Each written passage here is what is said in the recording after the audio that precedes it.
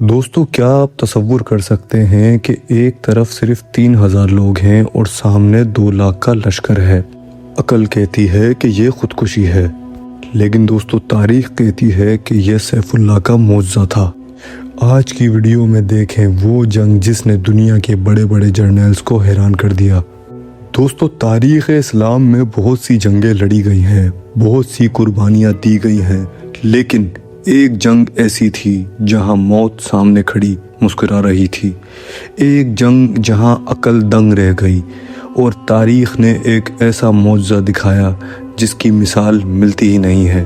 یہ داستان ہے جنگ موتا کی، جہاں صرف 3000 مسلمان وقت کی سب سے بڑی سپر پاور رومن امپائر کی 2 لاکھ کی فوج کے سامنے کھڑے تھے، یعنی کہ ایک مسلمان کے مقابلے میں 66 دشمن۔ لیکن دوستو جب ایمان مضبوط ہو اور اللہ کی سیف اللہ تلوار ہاتھ میں ہو تو پھر تعداد معنی نہیں رکھتی۔ آج کی اس ویڈیو میں ہم آپ کو اس تاریخی دن کی پوری کہانی سنائیں گے، کیسے تینوں سپہ سالار شہید ہوئے، کیسے خالد بن ولید نے ایک ہاری ہوئی جنگ کو فتح میں تبدیل کر دیا۔ اگر آپ ایمان کو تازہ کرنے والی یہ داستان سننا چاہتے ہیں تو اس ویڈیو کو آخر تک دیکھیے گا۔ دوستو یہ واقعہ 8 ہجری کا ہے۔ اللہ کے رسول صلی اللہ علیہ وآلہ وسلم نے سیریا کے حکام شرحبیل عمر الغزنی کی طرف ایک سفیر بھیجا تاکہ اسے اسلام کی دعوت دی جائے، لیکن دشمن نے تمام نظام و ضوابط کو پامال کرتے ہوئے اس سفیر کو شہید کر دیا۔ سفیر کا قتل اس زمانے میں اعلان جنگ سمجھا جاتا تھا۔ جب مدینہ میں یہ خبر پہنچی تو مسلمانوں میں غم و غصے کی لہر دوڑ گئی۔ اللہ کے رسول صلی اللہ علیہ وآلہ وسلم نے فوراً ایک لشکر تیار کرنے کا حکم دیا۔ اس لشکر کی تعداد 3000 تھی۔ اللہ کے رسول صلی اللہ علیہ وآلہ وسلم نے خود 3 سپہ سالار مقرر فرمائے۔ تاریخ میں پہلی بار ایسا ہوا۔ آپ صلی اللہ علیہ وآلہ وسلم نے فرمایا، پرچم زید بن حریثہ سنبھالیں گے، اگر وہ شہید ہو جائیں گے تو جعفر بن ابی طالب، اور اگر وہ بھی شہید ہو جائیں تو پرچم عبداللہ بن رواحہ سنبھالیں گے۔ اللہ کے رسول صلی اللہ علیہ وآلہ وسلم کی یہ بات سن کر صحابہ سمجھ گئے یہ جنگ معمولی نہیں، یہ شہادت کا سفر تھا۔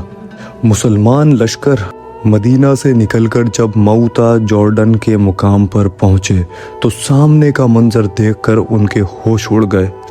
رومن امپائر ہرکلس نے ایک عظیم و شان فوج بھیجی تھی، 1 لاکھ رومن سپاہی اور 1 لاکھ ان کے سفیر قبائل۔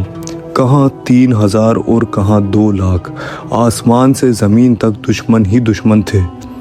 ایسے حالات میں کچھ صحابہ نے مشورہ دیا کہ اللہ کے رسول صلی اللہ علیہ وآلہ وسلم کو حالات کی اطلاع دی جائے، مزید مدد مانگی جائے، لیکن اس وقت حضرت عبداللہ بن رواحہ رضی اللہ تعالی عنہ کھڑے ہوئے اور انہوں نے ایک ایسی بات کہی جس نے پورے لشکر میں ایک نئی روح پھونک دی۔ انہوں نے فرمایا، دوستو جس چیز سے تم ڈر رہے ہو یعنی کہ شہادت، وہی تو ہماری تلاش ہے۔ ہم تعداد میں ہاتھیوں کے زور پر نہیں لڑتے، ہم ایمان کے زور پر لڑتے ہیں، یا تو فتح ملے گی یا پھر شہادت۔ ان کے الفاظ نے لشکر کو موت کے سامنے کھڑا ہونے کا حوصلہ دے دیا۔ دوستو سب سے پہلے پرچم حضرت زید بن حریثہ رضی اللہ تعالیٰ عنہ کے ہاتھ میں تھا۔ وہ دشمن کی قطاروں کو چیرتے ہوئے آگے بڑھے، لیکن ہر طرف سے تیروں کی بارش ہوئی اور وہ شہید ہو گئے۔ پرچم نیچے گرنے ہی والا تھا کہ حضرت جعفر بن ابی طالب رضی اللہ تعالیٰ عنہ نے لپک کر پرچم سنبھال لیا۔ وہ تیار اڑنے والے کے لقب سے مشہور ہوئے۔ رومنز نے ان کا گھیراؤ کر لیا۔ ایک رومن نے وار کیا اور ان کا سیدھا ہاتھ شہید کر دیا۔ انہوں نے بنا رکے پرچم الٹے ہاتھ میں لیا تو دشمن نے وار کر کے ان کا دوسرا ہاتھ بھی شہید کر دیا۔ حضرت جعفر نے پرچم کو اپنے سینے سے لگا لیا، نیچے نہیں گرنے دیا، یہاں تک کہ وہ شہید ہو گئے۔ پھر حضرت عبداللہ بن رواحہ رضی اللہ تعالیٰ عنہ نے پرچم سنبھالا۔ وہ بھی بہادری سے لڑے اور شہادت کے جام پی لیے۔ مسلمانوں کے تینوں مقرر کردہ سپہ سالار شہید ہو چکے تھے۔ لشکر بیزار تھا۔ دشمن حاوی ہو رہا تھا اور پرچم زمین پر تھا۔ ایسا لگ رہا تھا کہ آج اسلام کا یہ لشکر ختم ہو جائے گا۔ دوستو پھر تاریخ نے ایک نیا محافظ دیکھا۔ لشکر کی نظریں ایک شخص پر ٹک گئیں، خالد بن ولید۔ وہ خالد بن ولید جو ابھی کچھ عرصہ پہلے ہی اسلام لائے تھے، لیکن جنگ کی حکمت عملی میں ان کا کوئی ثانی نہیں تھا۔ لوگوں نے چیخ کر کہا، پرچم خالد سنبھالیں گے۔ انہوں نے پرچم ہاتھ میں لیا اور جیسے ہی پرچم ان کے ہاتھ میں آیا، جنگ کا رخ بدل گیا۔ خالد بن ولید نے ایسی حیرت انگیز لڑائی لڑی کہ دشمن دنگ رہ گیا۔ ان کا وار اتنا شدید تھا کہ ایک ہی دن میں ان کے ہاتھ میں 9 تلواریں ٹوٹ گئیں۔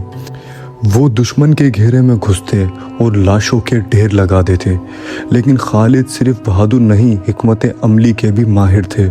انہوں نے دیکھا کہ تعداد کا مقابلہ نہیں ہو سکتا۔ انہوں نے ایک ملٹری جینیس والا دماغ چلایا۔ رات کے اندھیرے میں انہوں نے فوج کی ترکیب بدل دی۔ دوستو اگلی صبح رومنز نے دیکھا کہ مسلمانوں کا لشکر نیا لگ رہا ہے۔ انہوں نے سوچا کہ مدینہ سے نئی مدد آ گئی ہے۔ خالد نے اپنے دوستوں کو حکم دیا کہ وہ پیچھے سے دھول اڑائیں تاکہ دشمن کو لگے کہ اور فوج آ رہی ہے۔ رومنز ڈر گئے، ان کا مورل ٹوٹ گیا۔ اسی وقت خالد بن ولید نے ایک زبردست حملہ کیا اور دشمن کو پیچھے ہٹنے پر مجبور کر دیا۔ یہ کوئی چھوٹی بات نہیں تھی کہ 3000 کے لشکر نے 2 لاکھ کے لشکر کو ڈیفینسو ہونے پر مجبور کر دیا۔